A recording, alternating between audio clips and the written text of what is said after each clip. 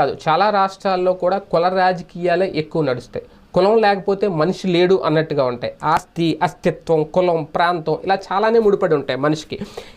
నువ్వు ఎవరు అని అడిగితే ఏం చెప్తారు? ప్రస్తుతం పేరు చెప్తారు. ఆ పేరులో ఖచ్చితంగా తోకలు ఉంటే కనుక కుల తోకలు, దాన్ని బట్టి కులం ఏందనేది కనిపెట్టేస్తారు. రెడ్డి, చౌదరి, ఇలాగా చాలామంది, నాయుడు ఇలాగా.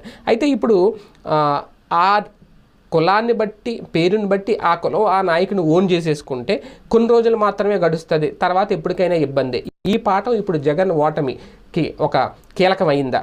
ఎందుకంటే రెడ్డి సామాజిక వర్గమే జగన్కి వెంటుండి గతంలో గెలిపించి ముఖ్యమంత్రిని చేసిందంటే ఇప్పుడు అదే సామాజిక వర్గం ఆయన్ని ఓడించిందా? ఇదైతే చర్చ నడుస్తోంది. ఎందుకంటే చాలా వరకు జగన్మోహన్ రెడ్డి గారు గతంలో సీఎం పదవి దక్కిందంటే అంత ఆషామాషిగా, అంత సింపుల్గా అయితే ఏమీ దక్కలేదు. చాలా ఎప్పటి నుంచో ఆయన పోరాటం చేస్తూ ఉంటే చివరికి ఆయనకి 2019కి దక్కింది. ఈ 10